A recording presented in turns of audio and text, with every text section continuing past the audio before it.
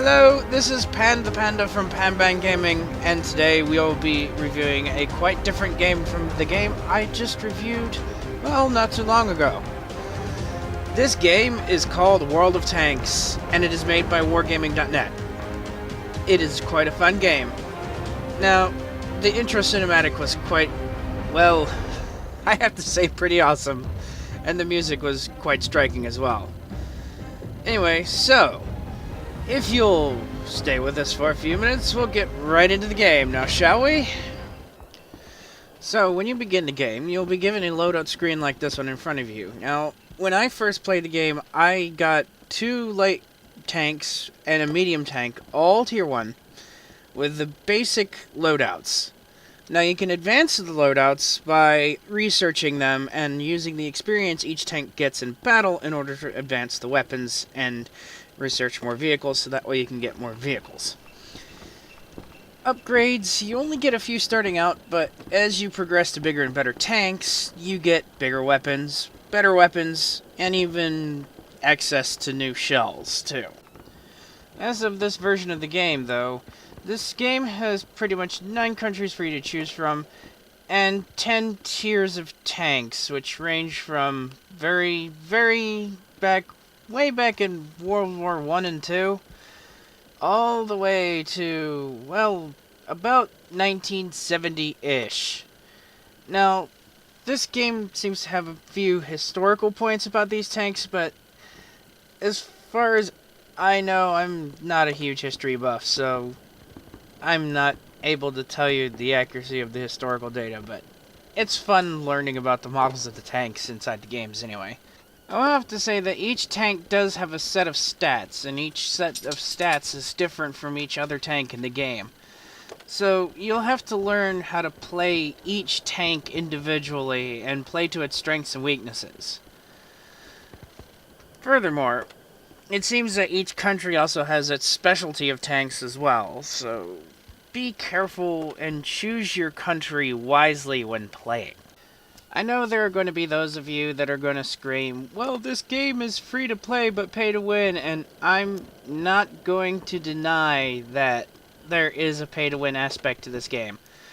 Because a lot of the consumable items and really good shells cost gold, which you have to purchase with real money. So, as far as that goes, I'm sorry I can't belay any of those claims. Anyway, now we're going to get into the main part of the game.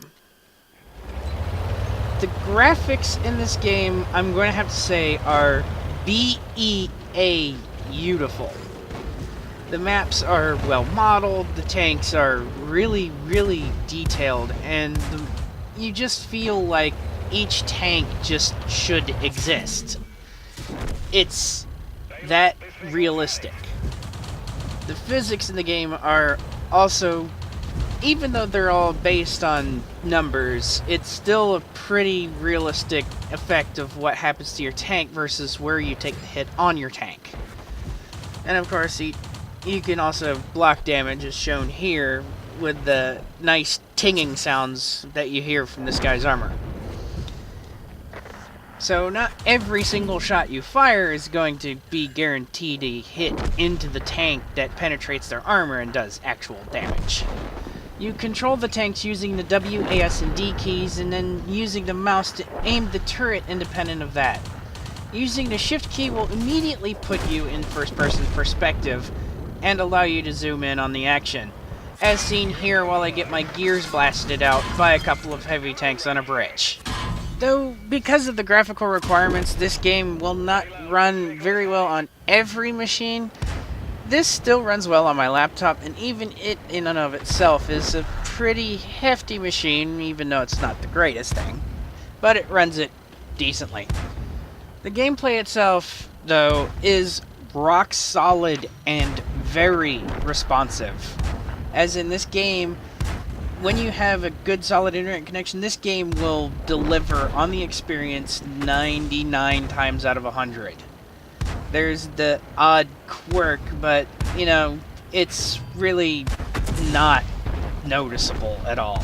Now a couple of pointers for me to exit on, and that's the audio is extremely well done, very striking and realistic audio you can hear, and the level and environment in some levels leaves a little bit to be desired. Overall, it's a very interesting, solid performer with strategic tank battles, modest requirements, and still beautifully done. And as far as damage is concerned, don't expect it to play like arcadey style. You will die quickly. Anyway, thanks for watching. This is Panda for Panban Gaming, and I'm signing out.